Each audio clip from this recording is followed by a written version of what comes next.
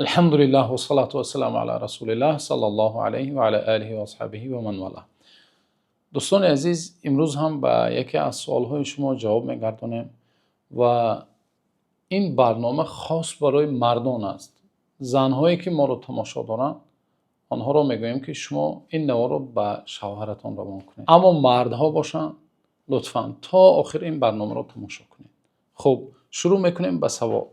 السلام علیکم داملای محترم، یک سوال دارم و خواهش میکنم به آن جواب دهید یا درباره آن نوار آماده کنید. زنم همیشه مرا گناهکار میکند.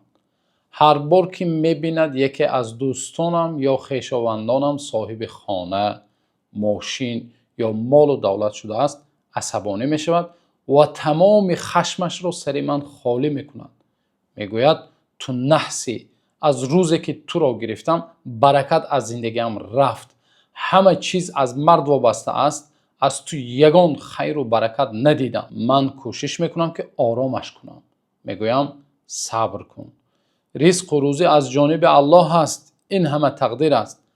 اما حرفم را قبول نمیکند. ما 4 فرزند داریم، 1 پسر و 3 دختر.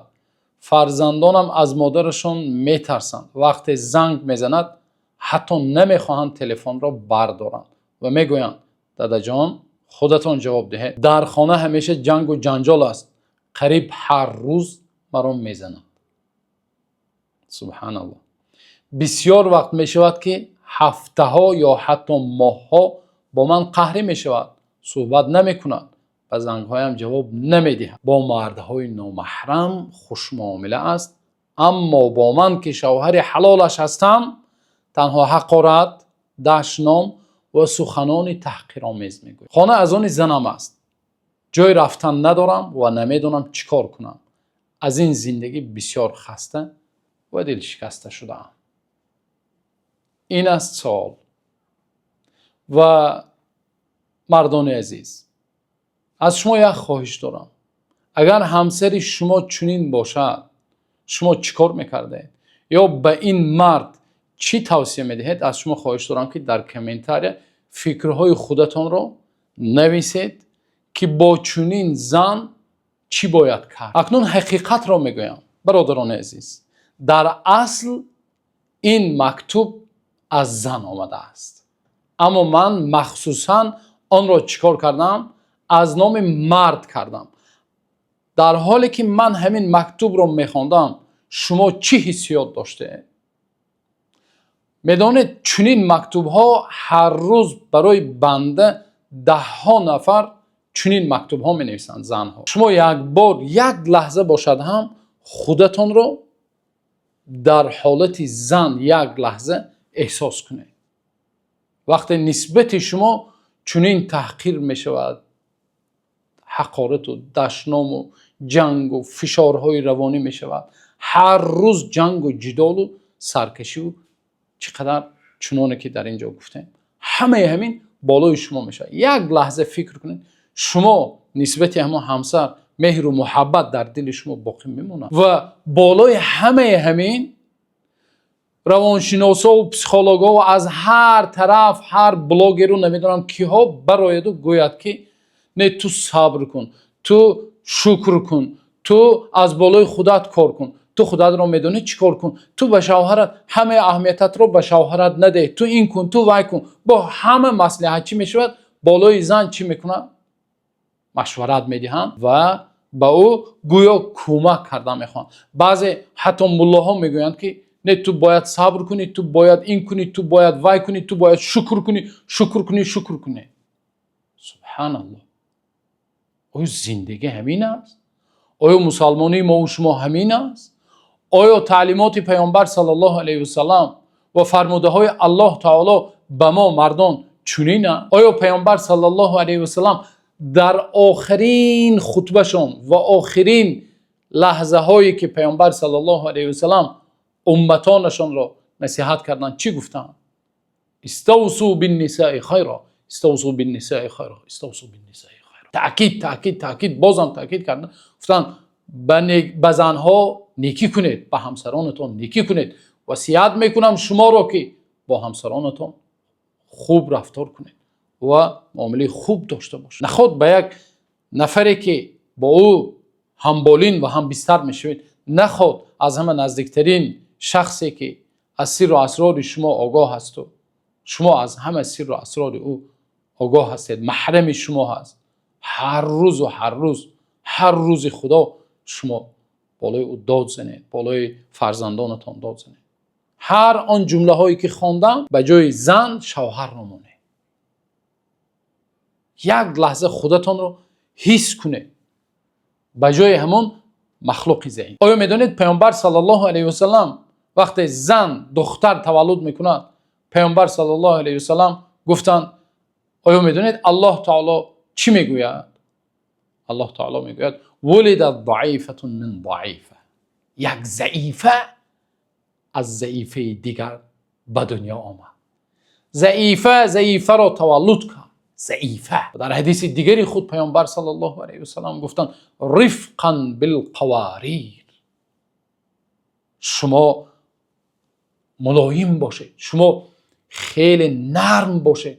بالقواریر، با همسران نازک خود. میدونید زنها را به چی تشبیه دادن؟ پیامبر صلی الله علیه و سلم به چی مانند کردن زنها را؟ به شیشه های باریک نازک. پیامبر صلی الله علیه و سلم قواریر، قاروره، همون شیشه بکلایی که تنوک باریک نازک است تیز میشکنن، به همون پیامبر صلی الله علیه و سلم تشبیه کردند و مانند کرد. امروز متاسفانه مردها با همه خوش معامله، با تمام زنهای نامحرم، زنهایی که در کوچه هستن، معامله به قول جنتلمن، معامله از روی بهترین آمده بالای همون زنش، همه سیاست، همه حیبت، همون کاتگی چی ها بالای کی؟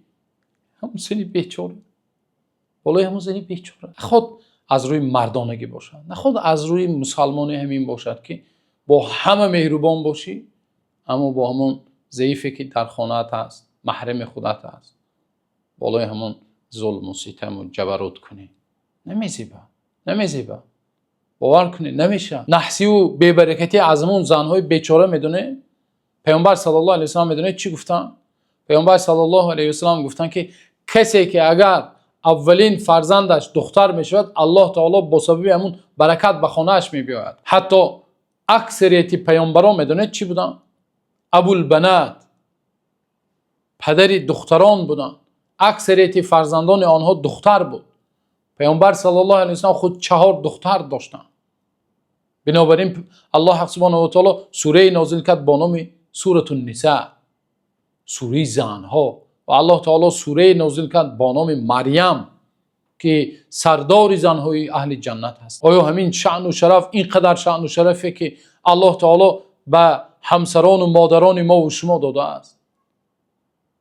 کی ما هوشیار میشیم میگیم که من مردانگی خود را در کجا استفاده میبریم؟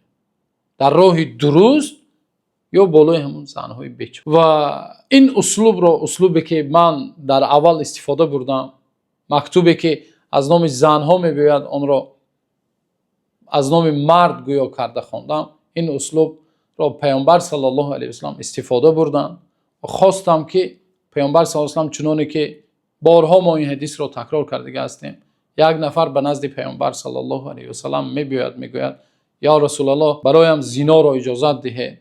پیامبر صلی الله علیه و سلم فریاد میکنند تا اینکه وزنینی همون گناه را حس کند، یک لحظه باشدم همون چیز را حس کند.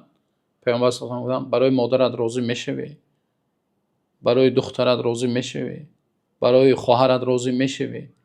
خواستم که پیامبر صلی الله علیه و سلم یک لحظه همون وزنینی و پستی گناه رو در خودش حس کنه. برای همین منم خواستم یک لحظه ما مردم همون حالتی که، همون وزنینی که زنها امروز احساس میکنن، چقدر وزنین است حالت مظلوم بودن، چقدر وزنین است حالتی که بالای تو زوراوری شود از طرف یک نفر، فقط زوراوری شود. خیلی وزنینه. تصور کنید همون نفرهایی که مثال به خدمت حربی میرون، بالاشون یک دیدافشینه است که استغفر الله که هر روز دیدافشین بالای ظلم و ستم چه حس میکنی خودت را؟ یا زال میری، همون ترینر یا مثال یگان نفری که زوری زال است کو میبیاد بالای تو بخگی میکنه، چه حس میکنی خودت را؟ نشانته زورته همه خیلی و اون نوزو و این زن زورش نمیرسه. البته این سخنان نه برای هر یک مردای هستند که مردای واقعا صالح هستند، مردای هستند که واقعا سزاواری مردانگی هستند، مردانی هستند که از الله تعالی میترسند، همسران خود، مادران خود، خواهران خود و دختران خود را عزت و احترام و اکرام میکنند. این را باید اعتراف کرد. ولی به قول چنانه که میگویم گپ صاحبش رو مییابد. الله تعالی رو دعا کنیم که ما مردان را صاحب مسئولیت گردانند. الله تعالی رو دعا کنیم که ما مردان را مردان صالح، مردان با وجدان، مردان گرداند که از الله تعالی میترسند و عائله ها را خوشبخت کننده ما و شما هستیم. ما که سردار عائله هستیم، فرزندانمون، همسرانمون وابستگی از ما و شما دارند، نشود که برآمده به هر طرف گویند که جای رفتنی ندارم، از زندگی دل شکسته شدم، یگان کاری کردنم را نمیدونم. الله تعالی ما و شما را هدایت کند و هم در این دنیا و هم در آخرت سربلند و سرفراز و سعادتمند بگرداند.